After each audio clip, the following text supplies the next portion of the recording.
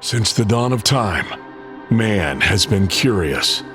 And for almost as long, the Vibes Broadcast Network has sought the truth. Investigate, discuss, explore. Okay, maybe in other episodes, but this one is just listen to the vibes. The views and opinions of our guests may not necessarily reflect those of the host or the Vibes Broadcast Network.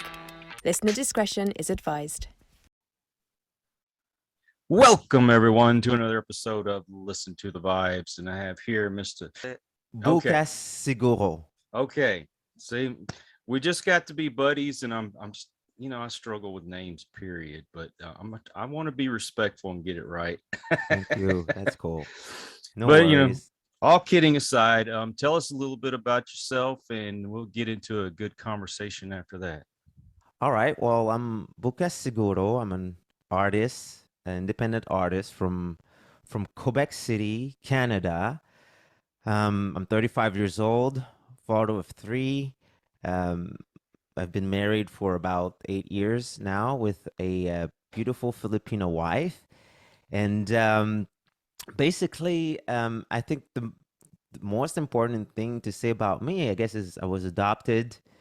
So born in Haiti, adopted by French Canadian parents here in Quebec City, and so basically grew up, in this little town, French town of Canada, and eventually moved into another place because I pursued a career in ice skating, figure skating, and I became a champion of Quebec, and I was on a national team of Canada, traveled the world, and eventually my sport led me to work in the States on the Royal Caribbean cruise ship, and this is where I met my wife. And then my journey continued. I moved to the Philippines.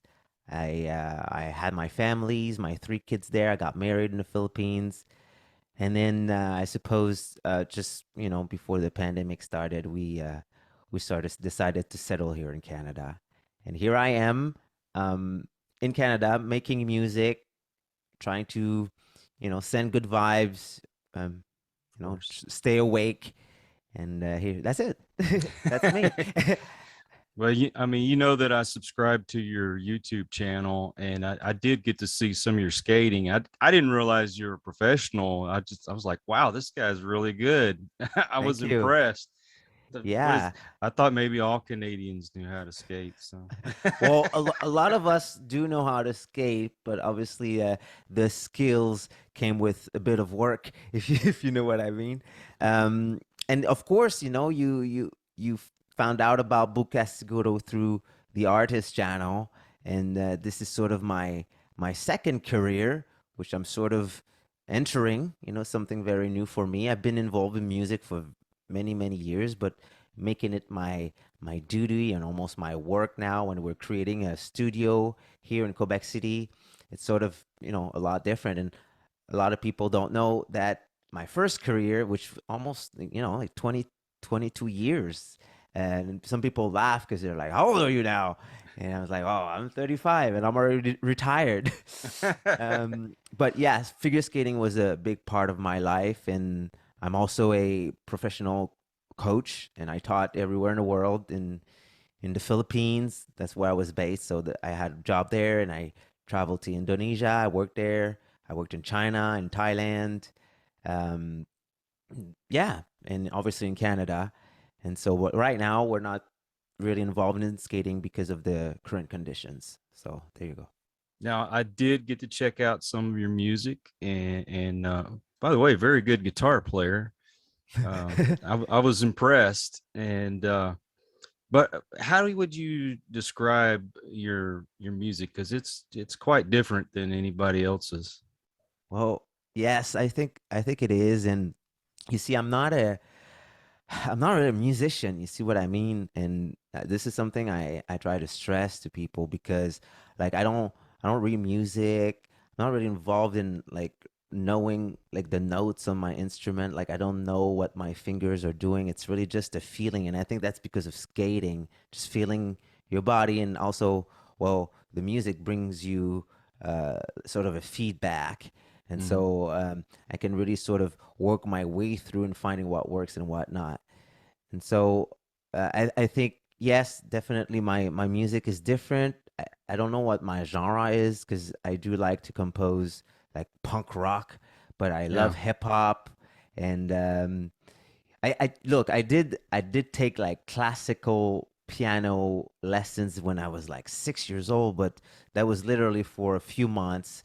My parents got divorced, so that path or that dream sort of got destroyed because, well, my father couldn't afford to pay for the lessons. So Right. literally, like I was 6 years old, and I took a, like a few lessons, and I suppose that gave me a base, So I should mention that, but really, like I never continued in music. I mean, skating was my career and my hobby, and so I just music was sort of my outlet to Mhm. think about other things because skating was becoming very heavy at one point because I was professional athlete, international competitions. The stress was insane, and music was sort of my scapegoat, and I sort of kept going into researching and listening to a lot of music. And I bought some drums and I learned how to play the drums, and I bought a bass and I learned how to play the bass, and I bought a guitar. And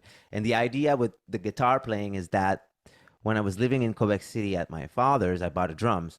But then at the age of 14, when I moved to Toronto, I didn't have any instrument, and I was staying with a family. We call it a boarding place. So I was boarding with people, and I obviously couldn't bring my drums. So I was like, what am I going to do in my room alone? And so I decided to go to the music center, and I just bought a guitar just like that. And my friend had a guitar as well. It was like, just learn a few chords and like Time of Your Life from Green Day. And it took me about like a week, and I knew like a few chords. And after that, I was like, oh, like I don't want to learn other people's song. Like I feel like I have ideas in my head, and I'm gonna figure them out on the guitar. And then I knew the drums, so and I knew the groove, and then I just started to like record or just do weird things like demos, and it didn't mean anything at the time. And then I started to write lyrics, and then all of a sudden I was like, wow, like I think you're writing music. And I made my friends hear it, and they were like, oh yeah, okay. And so there you go. That was sort of like what got me into like why music, and to the point that I am now. In terms of being different, I think it's just because of who I am, and like my childhood, and obviously my culture and the differences, my color, being married to a Filipina, all of that makes like a result that is maybe not normal, or something that you would hear normally. Right. Well, it's hard to find musicians that, and I know you don't classify yourself as a musician, but I mean, you do play very well. Um, Thank you. to have your own real sound. I mean, everything that's out now, even though it might be a slightly different, you can still tell what kind of music it is. Totally. I mean, with yours, I could tell the punk influence to it for sure. Right. Um, Slightly hip hop. Yeah. I'm Yeah. I'm I'm not really into hip hop music, but if somebody comes out with something really good, like I introduced you to Elastic Bond, Yeah. a little bit of hip hop in there, but I don't know. I enjoyed it, and when I was first checking it out, and my wife walked in, she heard it, and she's like, "Wow, that's pretty good. I can get into that." She's like, "Who is that?" And I said, "Well, this guy I'm fixing to interview on my show." Nice.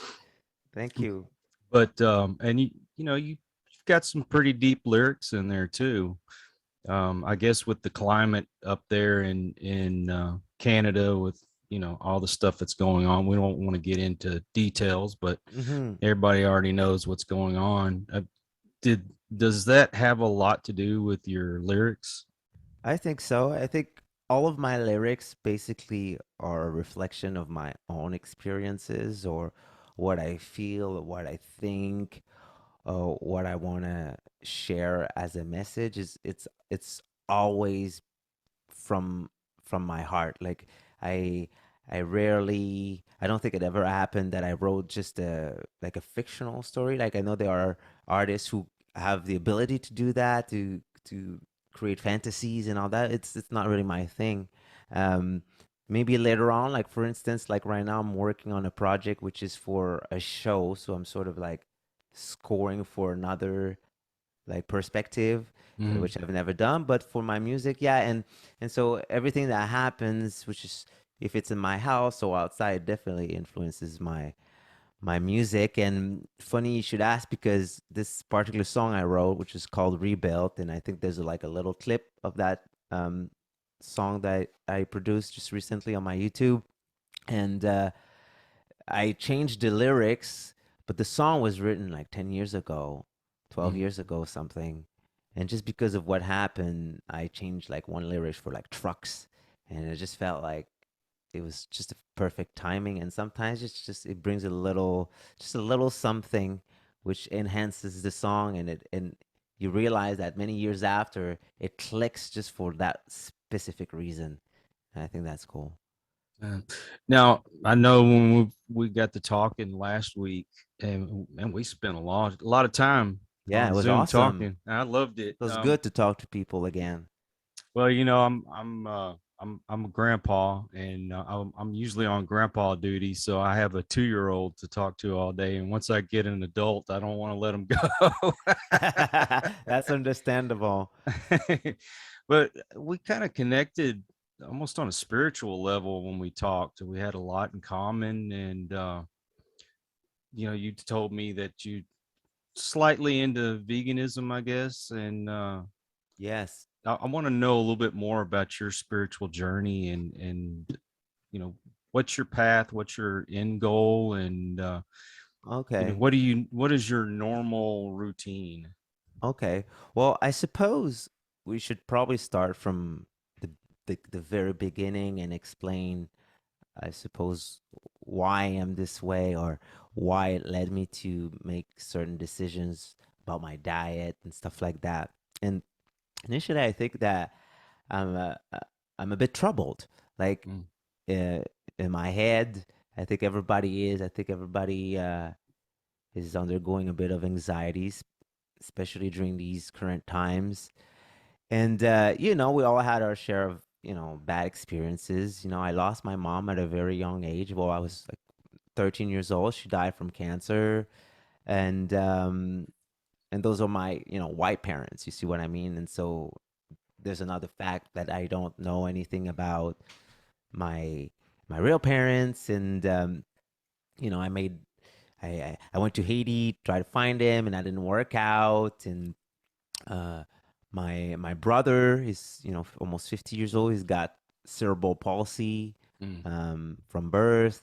So there's a lot of things in my life which sort of made me question of like why all of this hardship. And until I realized that this is a path of experiences which are there to help you grow. It's still difficult to channel all of that. Mm. And sometimes, yeah, like I felt that like during my teenage years, and my when I became a young adult, this is where I was training, and I felt like I missed out on like more potential or better results. And I think that's because I was too troubled in my mind, and maybe stressed out too much, and not focusing on the same thing. When I met my wife and moved to the Philippines, a lot of things changed because, well, my whole realm changed. And I like seeing people live in a poor world, and being in that condition really changed my whole perspective on everything. Seeing kids that are the same age as my own, like being so poor. It's not like, here in Canada, like everybody's taken care of. I'm not saying there's not poverty. I'm not saying that people are not undergoing some predicaments, and there's hardship here as well. But let's be honest, it's not the same thing as, Haiti or the Philippines. And so Yeah. when you live in these conditions, and I was fortunate, I was adopted. My dad had a successful business which allowed me to train professionally. Ice skating is one of the most expensive sport after like horseback riding. And so like I was a fortunate kid all my life, but undergoing so many like weird, difficult situations. And the Philippines sort of just like snapped me back and play. It was like, you're fine. And then, well, I saw a lot of behaviors too in the Philippines or in Asia, which like really troubled me again because it was so different. And I felt like I needed to go back to like within and understand, why are we doing the things that we're doing? Why are we eating the things that we're eating? And I mean, people, I live in Texas, so you have mostly good weather all year, right? For And the but most here, part. most part, here obviously we don't, because it's not like we can grow our stuff all year round. But when you actually live in a tropical country and you realize that we can you can grow food all year round, and then people think or beg for food where they could really just grow it for free. And I feel like we're entering sort of a mental state that you choose to be in, where I think the universe and God is providing you with everything you need. Of course, if you want a Mercedes, you're gonna need money. But if you want to eat bananas and grow wheat and make your bread, like, you really don't need money. I think it's you gotta switch. So that was one part in terms of like finance, and what can we do us as human to like feed ourselves for free, or mostly for free. And also, my mom died from cancer and stress, and my dad has got diabetes, and he almost died too because he had an aneurysm. And he's got blood pressure. And I'm seeing a bunch of people like be like unhealthy, overweight, obese. And Yeah. I'm just wondering, well, we can change that. Obviously, I'm an athlete, so I know how to control the body. And but I always thought my body was not very efficient. And there's a skater in Canada. She was a like Olympic champion in Paris team. Her name is Megan Duhamel, and she became a vegan like maybe throughout, not at the beginning of her career, but like actually later on. But like she wanted everything, just, and she was a machine, just an absolute machine. Like her body was a machine, and she was just eating greens, and her diet was vegan, and she was so strong. And I never understood why people were vegans before, because I actually loved doing the ritual at the time. But when I realized that I didn't have to do that anymore, and I could feed myself and be so much stronger mentally. I mean, since I stopped eating flesh, um, I feel like my mind is clearer. Like I can channel my feelings better. I'm receiving frequencies better from the outside. Like I can read through you better, and I feel like it's all part of the ritual. Me personally, and this is, I'm talking on behalf of my heart. I just believe that I shouldn't like kill an animal so that I can have food. And this is just me, and I feel that the action of the behavior of eating flesh in itself is doesn't coordinate with um my frequency, which is related to the universe. And then when I realized that, um well, I could elevate me personally, um into a different, like in a higher spiritual state, um then a lot of things changed in my life. And I've been a vegan for a year. And you see, vegan is just to explain sort of like what it is. I don't like labels. You see what I mean? Because I feel it always separates people. Yeah. And oh, you're a vegan, or no, no, you're a vegetarian, and I'm really not part of that. I'm a vegan just to explain what it is, but Of course. to me, it's really one thing and one thing only. I don't eat flesh. Now, if you ask me, well, okay, do you eat cheese? Yeah, I eat cheese, but that's different. Now, how we can talk about how creating dairy and is also maybe not good for the animals, and I think we go into so many debates. Okay, I my debate is I just don't eat flesh. I just don't kill to so that I can stay alive. Mhm. That's the bottom line. Now, do I eat less cheese than I used to? Yes, possibly, because it's just because of the diet, and so well, I do consume less, and we know that maybe the dairy industry is not the best one, but you see what I mean? Like I'm trying to make a difference between, well, there's the flesh and there's other, practice that you can use animals with.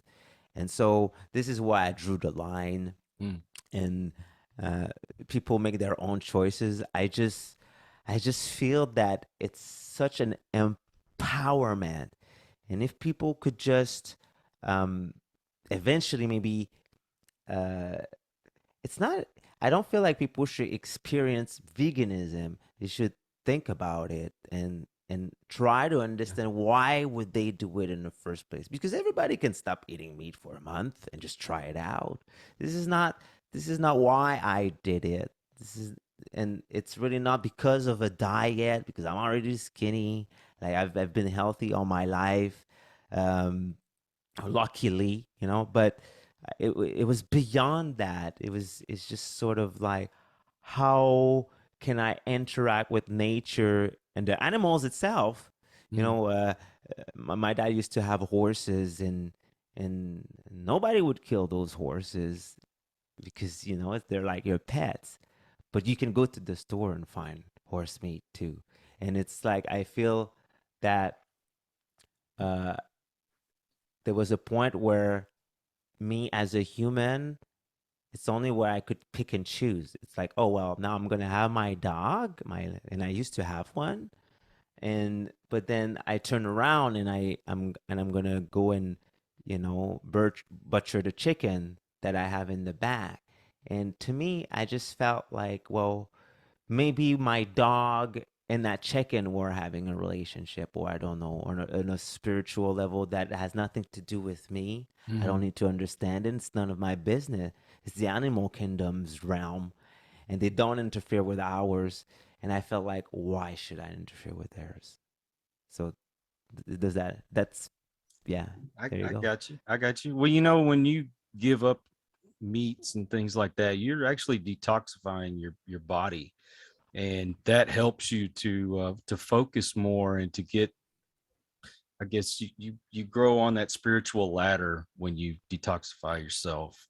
Yeah. And to quite honestly, as humans, we're not really made to consume milk from a cow or Yeah, goats or anything like that. I'm made to consume milk from my mom. Right, right. If anything, and I bring this up many times, and people are gonna be like, "Hey, yo, that's gross." But if you think just normally, wouldn't it make more sense that right up to this day, even if you're old, wouldn't it just make more sense that we drink human milk? Like like, not that I want to drink like human milk right now. This is not what I'm saying. Right. I I'm got you. just saying, if we act rationally, like, and just like how it should be, like, if you would want to drink milk when you're like an adult, which you shouldn't be drinking milk at all, No. then we should be drinking human milk.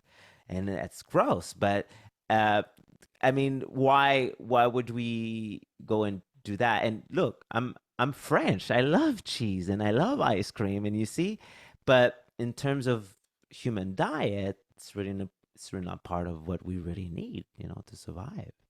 It's weird because, as a baby, when you're breastfed, then that's nourishment. Human breast Yeah, milk is nourishment. yeah. But why is it when you get older, it's gross? Oh, That, well, I don't know. I It doesn't don't make sense, know. does it? That's very true too. It's a weird preconceived idea. I don't know why I feel that way. I think that way, but you're right. But also, my wife was breastfed like our three kids, and people who don't do that obviously don't know about that milk, and that milk has certain stages. Like the milk that the woman will give the baby for the first 2 weeks is not the same milk that like after 2 months or after 6 months. So and you can see it because if you pump the milk, you will see that the milk is different, and depending on which side of the breast, the milk is also different because one side is there's more nutriments, nourishment, where the other side is more water. um, and there's a whole system. It's just not just like milk and like the baby's hungry. Like there's an actual purpose, and the Yeah. body is involved into creating like exactly what the baby needs at that specific time. And then we start tapping into these godly miracles. Uh, I don't know. You change. You Yeah. just change. Well, and it's supposed to help your immune system, and there's just a lot of properties to it that's Yeah. very beneficial. And unfortunately, most people prefer to get formula, but it's better for the baby, for it to be natural. Yeah, until you realize when you're like in an Asian hospital and there's actually signs on the wall that tell you not to feed your baby with formula powder. And that's a true story because I've been to a lot of, obviously this hospital in Asia, and it's like basically don't feed your baby with formula. And this is something you will never hear on like on this side of the world, in the West. Because well, the formula is convenient, and Yeah. then we could leave in another topic, right? Like it's just like you see What I what mean? rabbit hole have we gone down? Because like, well, what are we going to talk about now? um, Now, I want to talk a little bit more about your experiences because you've had the opportunity to go to places that don't exactly have freedoms, and a lot of them don't have the conveniences, and most of the people are, you know, uh, poor, and they can't get the essentials like, say, like in Canada or United States. And Mhm. just tell me a little bit more about that. And is there something that you want to do specifically yourself to help these folks? Yes, of course, and I think I've had an urge to help like at a very young age because I was having sort of like a weird relationship with my my surroundings, like being a black kid. Um, my dad wasn't like wealthy, but he had a lot of means, you see, and I could see my difference with even my friends at school. Like, the house we lived in compared to theirs, like just slightly different, and I was like, I know I'm a fortunate kid, Mm. and then I was always grateful about it too, and still to this day very grateful to my father about everything he provided to us. And this is why we're here in Quebec City, by the way, because we wanted to be close to my father and so that he could see my kids anyway. um and basically, uh obviously traveling and going to Haiti for the first time when I was like 25 years old, um which took too long for me to go. But finally, when I went, it really hurt me because I was just like, all this time you've been complaining like, about your own life, and then here you are with like all of these other black people that can't even like buy a piece of bread. You Mm. see what I mean? And then I was going there to like promote my sport, like and try to and obviously try to do something good and help people so that they sort of have a passion or something to hold on to, not cling, but hold on to, so that they can, carve a path for their passion and their dreams. But at the same time, it was hard. It was hard to manage to see these people and me being so like lucky. And so anyway, I had to accept the fact that I was adopted. There's nothing I can do about the fact that I was lucky, and I think that I was lucky. And so, you know, when I moved to the Philippines and started to work there, um, because of my resume and my career, like they offered me like a really good salary. Okay, Mhm. like I'm gonna say it because I don't care. They offered me like $150 US an hour, and the company took like 60% or 70% off of that pay, and then I would still get like $60 an hour US, which is like a lot. But you Oh have to yeah. understand, this is a third world country. And look, I lost my job over there. A lot of people know because I fought so hard so that like those prices would be brought down, because I thought that it wasn't fair to implement these type of prices. Like I was telling them, like I became like a champion in my own country, and I never paid that price to become a champion. And this is so. Yes, like I always try to do the right thing, or bring awareness. But you see, those countries usually they're controlled by um, bigger things than us, Mhm. bigger entity, I should say. And so it's hard. It's hard to change things. So on a lower level, just maybe be more involved in the community.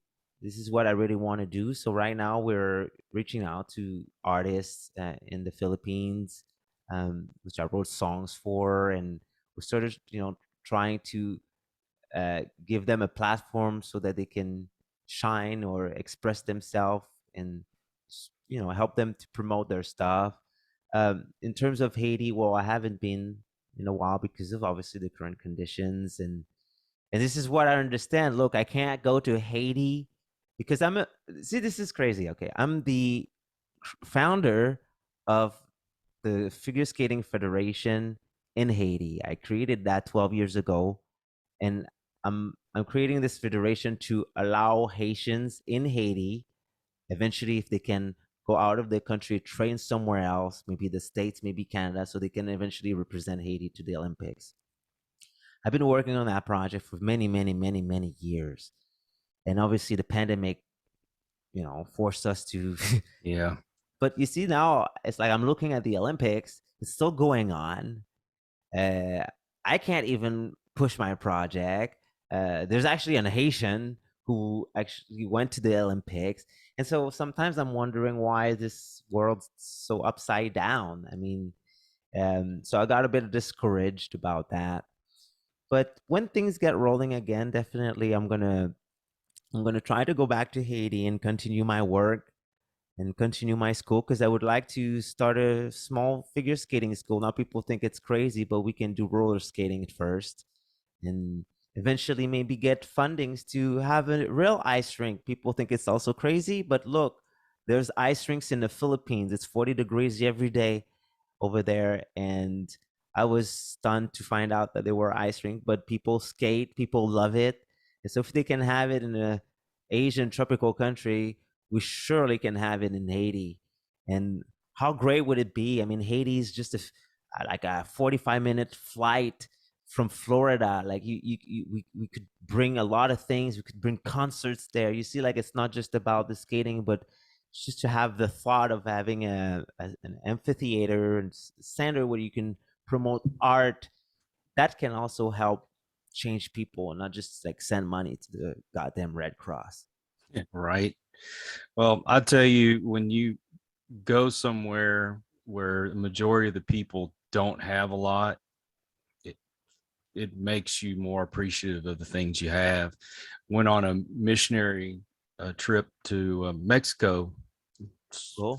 few decades ago, and mind you, this particular area that we're in, people were taking stuff from the junkyard to build their homes. Yeah. And but they would come to church services, and they praised God more than I've ever seen, Yeah, you of know. course. And they would literally give you the shirt off their back to help you. Hmm. And this might be a small thing to some people, but to me it's meant a lot. My eyes got real dried out while I was there, and they were just bothering the heck out of me. And there was a little kid there. Say little kid, he's probably, I don't know, 14, 15 years old, whatever. But he overheard what we were talking about, and I saw him just run past us, and I was like, well, what's going on? Maybe he's seen one of his friends or something. But then Right. a few minutes later, he comes running up to me. He hands me a bottle of Visine and then runs off. He didn't want any, Oh, recognition, praise, or anything, but he didn't have nothing. right. But he got this from me. And like I said, it might be small to some people, but that's a lot when you don't have nothing and you Hmm. just want to help people and you give what you have. Yeah. And I think that this generation that's coming up now needs to go to places where people have nothing, and maybe they would appreciate what we have. You know, Yeah. I hear so many people say that, America's so terrible and it's awful here and they hate it and everything. Go somewhere like that and Yeah. see how those people live, and maybe And you learn to appreciate what you have. totally. And not everywhere is perfect, right? I No. mean, there's obviously issues in the States, but we have to admit that the conditions are just totally different, and you can sort of find help. Like I read, obviously the States is a lot different than Canada. I think this is like the socialist country of the world. I mean, we got child benefits, we've got benefits for this, benefit for that, and it just doesn't stop, right? So I don't know how it works down in the States, and plus our healthcare is free. Yeah. So like, so there's really no issues here. You can really get yourself out of trouble, in like, if you have the means and the will here, and not a lot of will, just it could just be like, oh, I'm just gonna go to the governmental office to fill out some papers. You see what I mean? That's all you need. But it's there, and a lot of places don't have that, and it's good to realize the how lucky and fortunate we are. So truly, uh, the people are risking their lives to come here. Hmm. And, there are a lot of socialist countries out there and the systems aren't working and people are trying to get away from it. I mean, that's a whole nother podcast right there. I could talk Totally. about that all day, but, you know, I still say I love the system we have here in America. It has its flaws. I mean, this is still an experiment if you think about it. Hmm. America's not that old. Exactly. And we, gosh, and it's our freedoms. That's what people don't appreciate. I never thought I'd see the day where people were fighting against having freedom. This is ridiculous. Well, that's because it's never been taken away for real. Right, right. That's For real. experience when you don't have any freedoms. For real. I have a little experience maybe I could share with you. Of course. It was a visit. It was a visit at the prison of Bangkok. And it's one of those things where obviously, here in Canada, uh, cannabis is allowed, and it's part of our culture, and it happened that I had THC in my own urine, and it it happened that I was traveling in a almost communist country, and because of my color, because of my differences, I was just apprehended just because of who I was, and forced to do things, and that's when you realize, well, your freedom, they're your own, and if you're fighting against it, you have a real problem, because I really had a bad experience there in Thailand, and this is where I went to prison for like 3 days because of that issues. Urine and THC in my urine. That was it. And people don't realize when push comes to shove, when the real freedom are going to be taken away, it's going to be too late. It's going to be too late. But I always say, I feel, Kyle, that if and it's okay to be comfortable. Like, look, we're in America, we're in Canada. People want to come here because they're like the greatest countries in the world. You see what I mean? Like America, like it's great. You can go there, start your business, become a millionaire, billionaire. Like you can do anything. You can speak your mind. It's that's it. Like those are the lands of the free. And I feel like in the United States, like Canada, we're trying to spread that around the world, and bring awareness. I know Canada is working in the Philippines and helping evolve the mentality. Sometimes I feel like, first world countries try to go and they want to implement the way they think and the things they do because it's the best way. I don't agree with that so much, but we do have different infrastructures and a way to do things, and which could definitely help evolve other countries, right? And I think that's the greatest thing about going in another country and try to help them grow. But they have their own culture, they have their own way, which needs to be respected. But look, Canada, United States, great countries.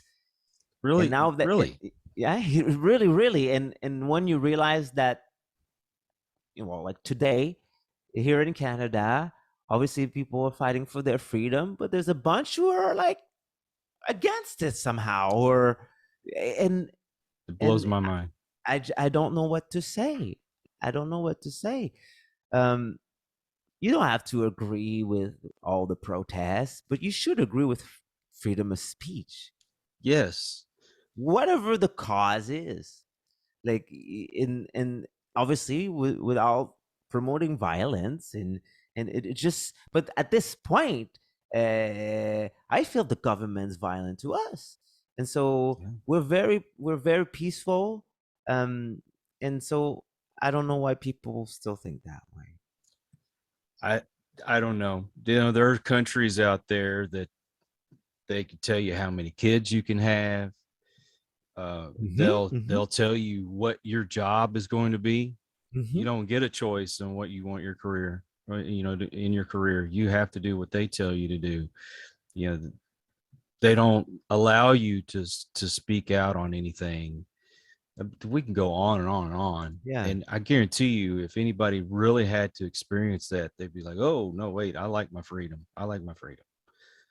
I don't have to agree with you to defend your right to say what you want to say. Exactly. It could be the most off the wall, stupidest thing in the world, but you should have the right to say it. Yeah, you should have the right to say it. And you see, sometimes I feel that the ones who are, against it, or not really with the movement of being able to protest and say what you need to say, I think that's because their lives is just filled with insignificant things. And when your life is filled with insignificant things, well, you think that it's filled up with all these great things, like, I don't know, a computer, a beautiful car, a big house, money in the bank. Look, let me tell you one thing. There was a time in the Philippines because I lost my job, and let's oh yeah, I sort of lost my job, but I sort of like quit my job at the same time. Like I didn't want to go anymore. So it's sort of like, but it was, I think, on both parties because they didn't like my vision. So anyway, I just want to be clear about that. But it's sort of like when people realize that they're in a situation that they might miss their Netflix, or they're not going to go to the movies anymore, and they're not going to travel. I think only then now people start to feel like their freedoms are taken away. But in the Philippines, look, I had nothing. At one point, I had nothing. We just had enough money to go buy some food for my wife, and we had one kid at the time, and it was insane. But you know what? I had the best time of my life. At that time, I didn't even have like my computer. I didn't have microphone like SM7B, like the $500 microphone. Like I didn't have any of that stuff, and I was still happy. And this is when I realized that if everything gets stripped away from me, I'm still going to be happy. And And we're so attached to things. yeah, we're attached, and that creates sometimes the thought of, oh, that's our freedom. I mean, or happiness. I'm free. I can go and buy this. Like but the true freedom is within yourself. Like if you stop me from going to the Mac store and buy an iPhone, it's really not the issue here. You see what I mean? It's beyond that.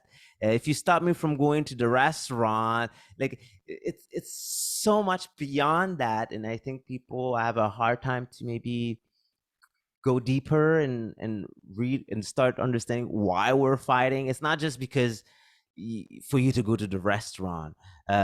Maybe you're going to be forced physically to do other things, and then this is why we're trying to stop it. And I don't know. At this point, I'm a bit discouraged, to be honest. And I'm not the guy who likes to give up.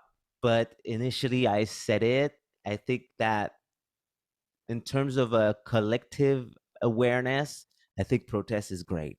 Like, these people in that province are also against it. Okay, like we're not alone. Let's be together and show the world, the government, that we're not alone. But initially it comes down to the individual and how you're gonna like act and what you're gonna do to change things.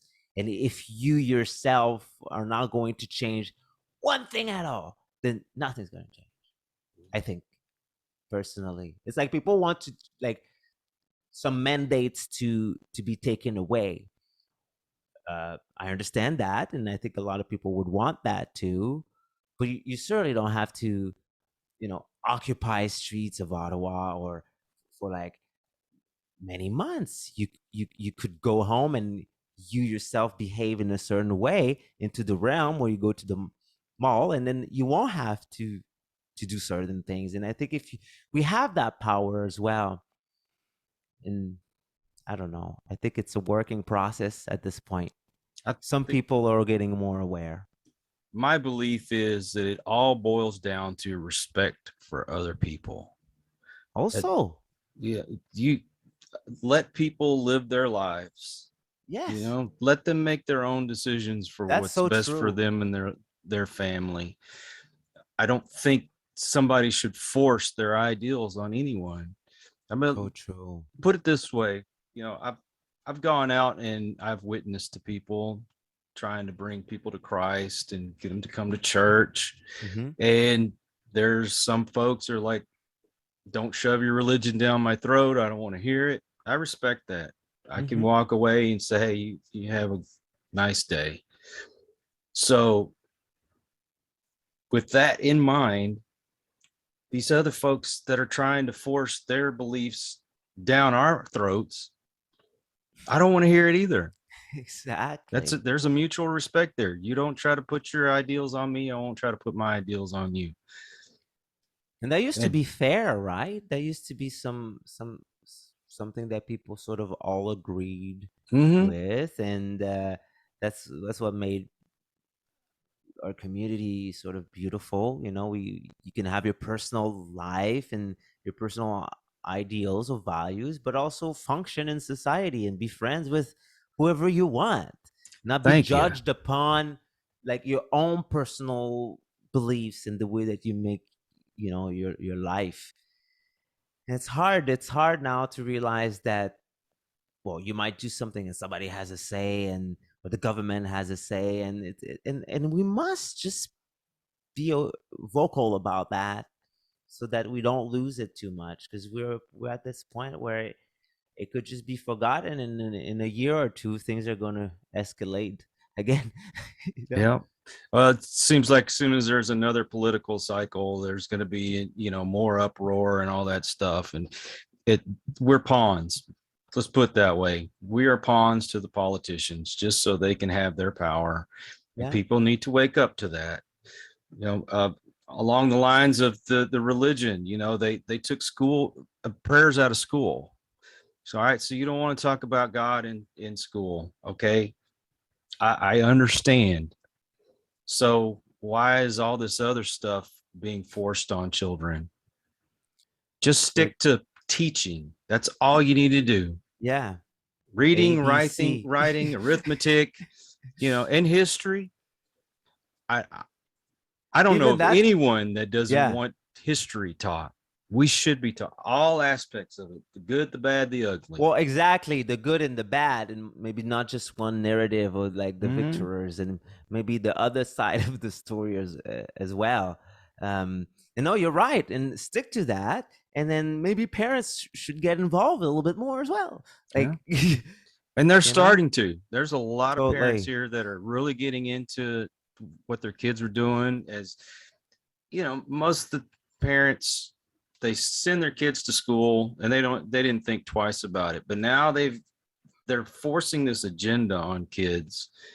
You don't need to give kids an agenda. You need to say, okay, this is what this side believes, this is what this side believes.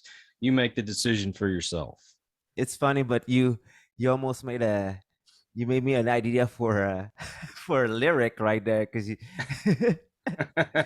you just said, like, let's not give them an agenda, but I thought you were going to say like an agenda, or like, you see what I mean? Like, you see what I mean? I think I'm gonna write that down, babe. Write that right down, because I think I could play with it. You see what I mean? That's it. And like I said, you live your life the way you want to. That's the libertarian part of me. Everybody should feel free to live their life they want to, as long as you're not impeding on anybody else's life or causing harm to anyone. If you want to change, you do a sex change, or you want to be this orientation, or I don't care. Those things don't matter anymore. They used to be a big deal. They don't seem to, but they want it to matter. They want it to be a big deal, but it's not. Everybody can just be. Just don't teach that stuff in school. What do kids need to know about all this sexuality and stuff as a elementary school student? Yeah, well, that's that, and among other reasons, but that's why we decided to homeschool the kids. I think more parents should do that. Yeah, there's a will, there's a way. Yeah, and it's not even so much about, like, there's so many things that the schooling system here offers, which is so good, so great. And again, if I compare to other places where a lot of kids don't have access to education, and I'm like, look, you don't need to go to Harvard to like do well in life, okay? Just if you have a basic basic skills of learning, the ability to even maybe speak another language, just that can push you a lot, like, further than you thought in life. You see what I mean? But there are places like, again, Haiti, Philippines, and those are the countries that I'm related to, but I know that there are others which don't have education. Exactly. You see what I mean? And so I'm well aware that, the system here, again, lucky, but there's so many things too that I just don't agree with. And I feel like 8 hours a day in school, not seeing your kids, it's too much. I mean, I haven't done it, but I'm gonna make that calculation one day. And you see, like, we work from home, like, and for the past 7 years, I've, well, obviously work from home, but I'm contractual. So obviously, sometimes I go on contract. Maybe I'm gone for 2 days, 3 weeks, maybe a month, the maximum. But mostly I'm here every day. And so I said to my wife one day, I said, look, if you were to add up all the days since like our kids are born, and even just you and I, like the days, the hours, compared to a family which the two parents go to work, they work minimum, let's say 40 hours a week to 60. The kids go to school 8 hours a day, and then they go home, but then there's a babysitter, and then before the school, after the school. So basically nobody sees each other. Like, it turns out that our life together has increased in years compared to like other people. So if people have been married, like, let's say 7 years, the same as us, they haven't seen each other 7 years. They maybe have seen each other like 4 years. They don't know each other. It's almost like they're two ships passing in the night. Yeah, they don't know each other. They're two different person who like clock in, clock out in the house at like 5-6 o'clock. They're like, hey, okay, kids. And then like I've done it. Like, I took a job 2 years ago, just before the pandemic, as a it was in a bakery, and I was basically the manager of a restaurant. I was baking and cooking and serving clients, and like literally I didn't see my kids, because obviously it was a like 9 to 5. So that, after 4 years or 5 years seeing my kids every day, put me into depression, because I would leave in the morning, don't have time to see the kids. And that year my daughter was going to school. She was in like preschool. So the chaos in the morning of like me getting ready, my wife trying to get ready, one kid to go to school. So like, we don't have a relationship, we don't talk to another, we're just like robots. And I go to work, and then we end up like chatting like on like Messenger or whatever. And then I go home. I go home. I'm tired because I've been on my feet all day. She's tired because she's got 2 kids at home. Another one that went to school, dinner, laundry, everything. And then we end up, it's 8 o'clock. We can't have a relationship. My wife and I, like, we cannot, like, we're tired. I just want to go to bed. And I was just like, what kind of life is this? No wonder people get divorced. No one, like, you're married to a stranger, basically. Yeah, like you're just a roommate. That's it. And what, like, I spent more time with my colleague at home, at work. Obviously, I want to be with her. You know what? If you see, no wonder you don't have a relationship with the person that you married, because you don't spend time with her. You spend more time with your colleagues. You might develop a relationship with your colleague then. That's just I don't know. To me, I had to get out of that, because I was like, I'm gonna lead my family into a big hole. And that was for me, and just feeling that I was drifting away from my wife, and she's my co-pilot. Like, she's my support. And it's like, if we want things to work, we have to maintain that conversation and that proximity. And maybe for other people who are independent and they have their own agreement, but I feel like marriage and love it's beyond money. And you should definitely be able to be next to your wife. Like, if it's like during a whole week, then you should be able to. I don't know. I just feel like the whole society is built on consumerism, and let's get things done. Let's be the best at that. Why can't you just not be the best, but just be you and help your kids grow, nurture your wife, nurture your marriage, your friendships. right? That's right. That's uh, exactly right. anything that you wanna put your heart in, and takes time for it to grow. And I think there's so many things that happened to my wife and I in the past 7 years, which it could have just end everything. Like there's so many things that could have like just end our marriage, which has gotten divorced. Like the past 2 years, It's easy being to luck. give up. Yeah, it's so easy to get by. But if you don't know how to live with one another, I know a lot of people must have had a rough time, re-meeting their wives or their Yeah. husband locked into their house Hmm. uh, for like a really long time, and that must have been super awful. And I'm sure it helps some people to kind of be like, hey, like, what have we been doing for the past 10 years? But I know for sure it led people to destruction. And there was another woman murdered here over the weekend, and I think like Ottawa or Gatineau. It's like I say Ottawa. It's not related to the convoy or anything. It's just it happened to be in that area of Canada, and it's just well, people are going crazy. Oh yeah. We've seen so many people that have, killed their family and then killed themselves. It's caused mental illness to get worse because of being shut in all the time.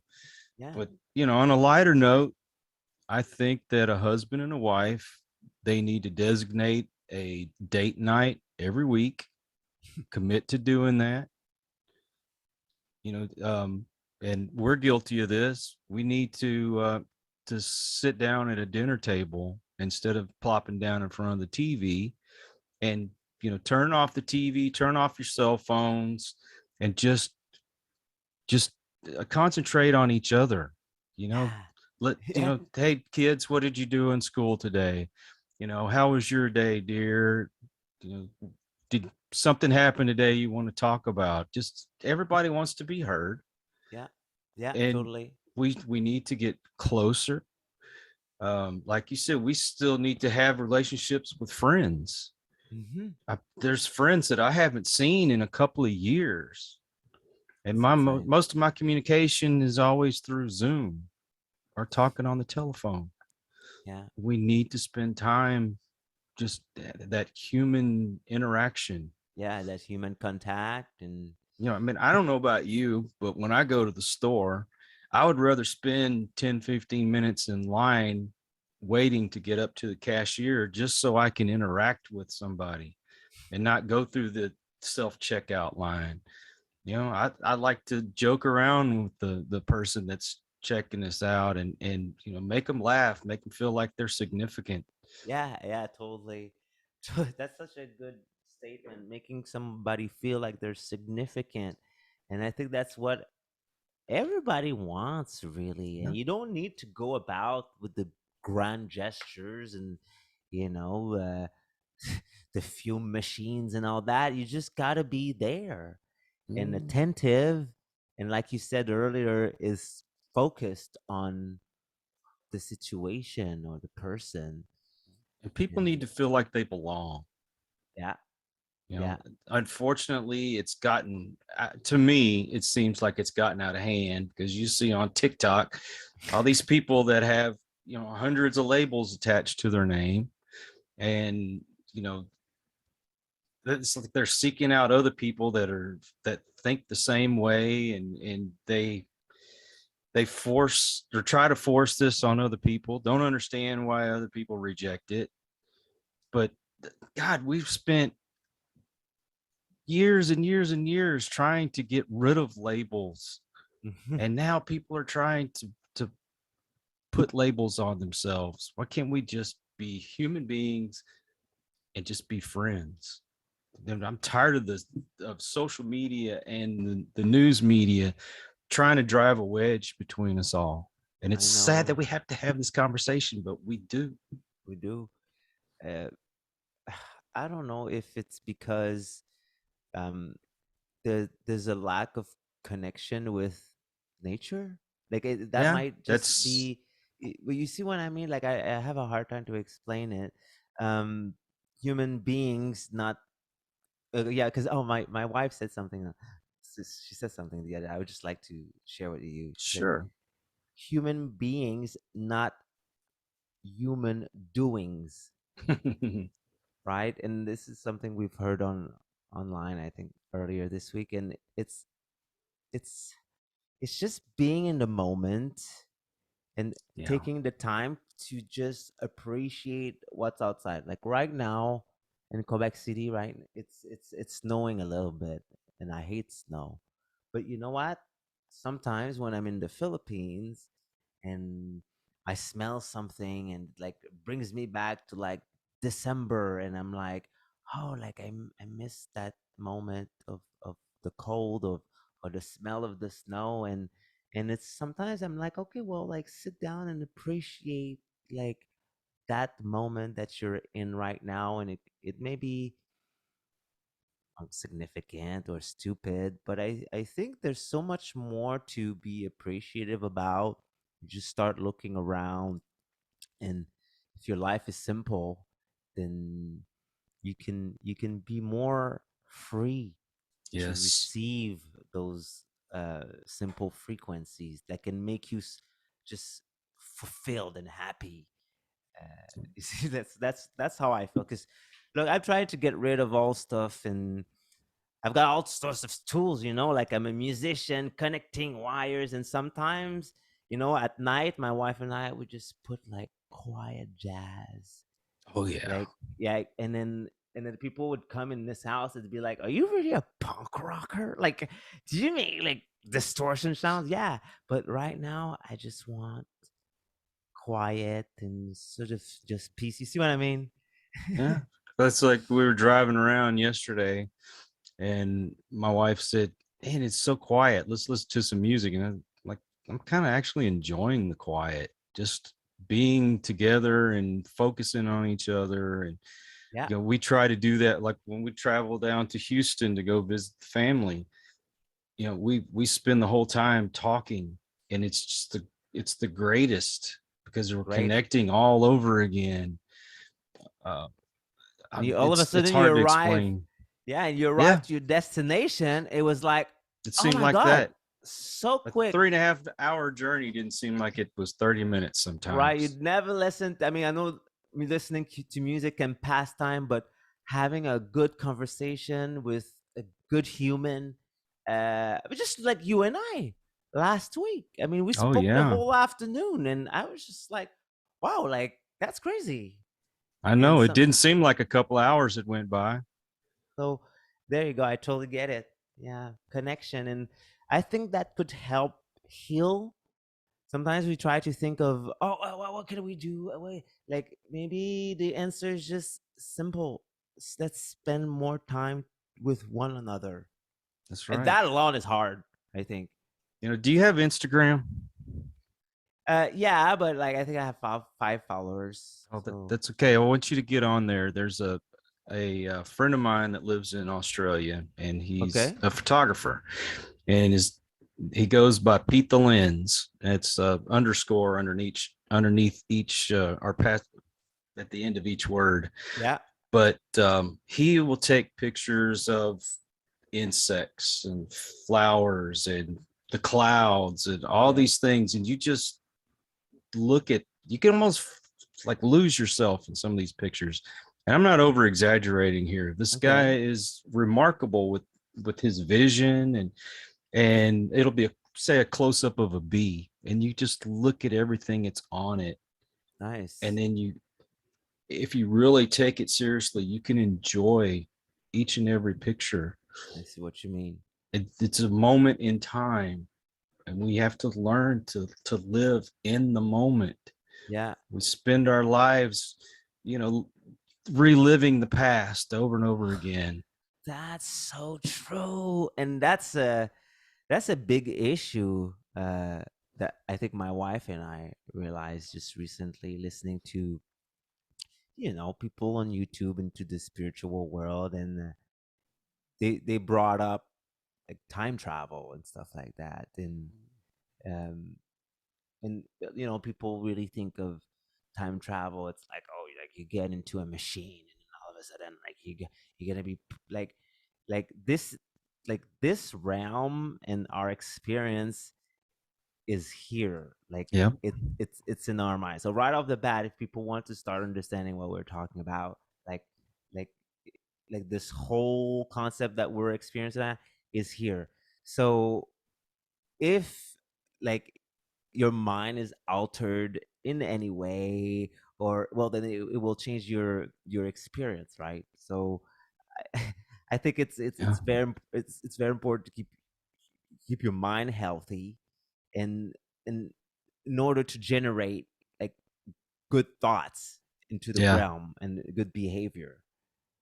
The only way we're going to change this world is to focus on positive things, give out positive vibes. We have to to strive to have a higher frequency in our life. And I know it's hard for some people to fathom, but I mean, you when you are at a higher frequency, you attract more positive things. When you're at a low frequency, then you're going to attract negative things. Totally. I mean, you can spend your life being a victim, or you can spend your life being triumphant.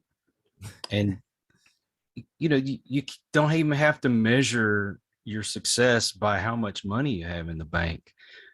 I measure it by the people that I have in my life. Oh yeah. And And even if it's two or one, if that relationship is healthy and fulfilling and Mhm, positive, uh it should be all you need, right? that's right. um I've I keep on saying that, my videos of how in the past 2 years, I've lost a lot of friends, just because of how I changed or evolved, and it's very hard and sad to lose friends. But at the same time, if you don't change and if you don't evolve, then you stay in the same place. And I So- and I feel like, Or you regress. oh, well, yeah, like, and I think this is a bit what we were talking about earlier, and people fighting against the freedom, and I think that's regressing. But I think it's just because also the focus is not in the right place, and there's a lot Yep. of distraction right now in the world. Yep. uh Positive distraction, but a lot of negative as well. But you know the law of attraction. I don't know if you have Yes, got into that or not, but I live you by know, it. one of the things it focuses on is that you strive, or you look for positive things. So ask for positive things, and positive things will happen. When This is what our problem is now, is that people are fighting against negative things instead of fighting for positive things. So you're going to attract negative. That's all you think about is negative things. That's what you're going to bring into your life. Yeah. Uh, I don't know how else to explain it. I look for, instead of saying I want to get rid of the negative people out of my life, I want to get the positive people in my life. If Hmm. that makes sense, and then the negative will go away. Totally. And speaking of what we're saying earlier about the time travel and going forward, I think it's good to create energy forward. And what I wanted to say earlier is that sometimes looking at videos from the past, and uh, I think it brings back emotions. You could watch a video of nostalgia, Mm-hmm. uh, which you think it makes you feel good, like, oh, like, all these little kids. But in reality, you're time traveling into the past and to relive a feeling, which is not always good. and True. and and sometimes, uh I'm a big clinger of the past, and this is something I'm guilty of that too. something I try to change. And even with music, it's hard to, because like sometimes I recorded things 12 years ago, and then I press play and it brings you right back, and it's just like, oh my God. And so, I try to be a bit more aware of what I look at, and Yeah. also, if I want to look at something that is from the past, am I currently in a good state of mind? And whatever I look at the past, can I use it to like change my future too, and not be stuck in the moment? And Yeah. I think that for me, like, time travel is a bit also like that, because again, it's in your mind. Yes. I You're not gonna totally get it. physically go somewhere, like, unless we have crazy machine that can like turn your molecule into, like, no, it's you travel in your mind. And so there you go. We miss out on the present and what we can become if we're Hmm. always stuck thinking about the past. I am guilty of it. I'm very nostalgic. The shows and the toys and the music and all Yeah, these things that I had as everything. everything. I mean, I still collect things from back from when I was a kid. And I do remember that feeling of either I wanted that toy and never got it and now I have it, or yeah. I think the people from the 80s and the 90s are like, or people who lived heavy during that time, like, are the most nostalgic people, because they still have a heart. I'm not saying people don't have heart Yeah. today, but it's not as connected to the things we enjoyed. Yeah. Like, think of like the records that you bought, and then you Oh yeah. play it. People now, like, they can't even last 30 seconds of the song, and they skip it and they skip Mm-hmm. it and they Yep. skip it. And if you ask them what are the songs on that record, they could never tell you what it is. And I could never sing the lyrics to it even. You see what? But if I ask you probably a record from, like, I don't know, like the Eagles or whatever, I'm sure there are records that you know by heart. Oh And yeah. like I would it like listen to them front to well, back there you constantly. go. So of course, if you play it today, you're gonna feel a little tear maybe coming up. But nowadays, like, people consume and throw it out. They consume it, throw it out. They consume. Oh, that was not even good, actually. Oh, let's keep going. Watch. Yeah.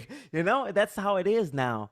And so, I wonder if actually nostalgia is going to be an actual feeling in 10 years. Yeah. Well, and don't get me wrong, don't forget the past, because there's No. some things in the past that as long as we remember that it had happened, Mm-hmm. we know not to do it again. So, of course, yeah, that's why I believe that we should keep all our statues and Totally. paintings and all It's that part stuff. of you. It makes you who you are. Well, it's a reminder even of the ugly past. If you're going to build a better future, don't forget those things that happened back Yeah. then, Speaking but of which, don't live in that moment. You don't have to live in the past. yeah. And Well, anyways, I want to that's show you something. Um, oh for many nice. for many many years, I used to keep all of my medals and trophy at my father's, and those are like my two favorite. Well, I guess, well, because one of which is like crystal. So, like, this thing that I'm holding right there Mm-hmm. is an actual crystal plate that I won in Croatia, and it says here March 14, 2002, in Zagreb, Croatia, and I won the international competition. And basically, the trophy was crystal, because they have mines there of crystal. And the other medal here is a second place at the national, um, national championship. And I think I was junior or novice or something.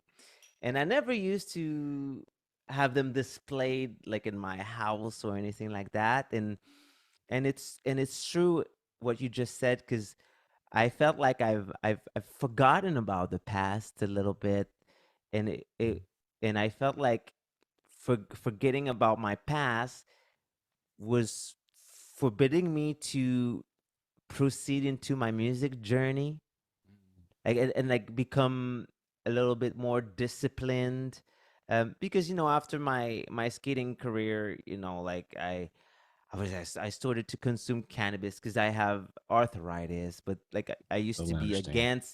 against drugs, and obviously we always had drug tests, but things are slightly different now. Um, but it's just it reminded me how I can refocus slightly better in order to tackle my other passion and journey, which will require as much of mental and discipline to achieve my dreams in that field. And just I decided to put my medals and my trophy there on the side and be like, look, this is how you can refocus. And that's just a Yeah. little reminder of the past. So there you go. Like for this instance, I think a little travel in the past is good. Oh yeah, yeah. Remind you who you were, or Just a don't part live of in the you. past. That's the thing. Yeah, Don't forget it, but don't live in it. that's it. That's it. So I like what you said there. It's good to acknowledge the past that made you. Exactly. Yeah. I wouldn't be the person I am right now if I hadn't gone through the things that I went through. And Hmm. another thing is, and I don't believe that everything is just a coincidence. My journey has led me to meet people like you. So now I can Vice say versa. I have a wonderful Canadian friend now, Thank and you. got a beautiful family, and hopefully one day we'll actually get to meet in person. Oh yeah, I'm But already thinking about Austin. hey, come on down. I don't know, but to be honest, because anything's possible, and I Yes. just know that I was at one point, like in my music career, I will have to make a move. Like, look, Quebec City is great, but it's great if you're like 60 and you want to come and travel and watch a little town. Like, if you want to be a musician or in the music business or entertainment worldwide, I don't suppose this small town would put you there. And so, uh, there's other cities here like Montreal, Toronto, but right now Canada is really not the place I want to be.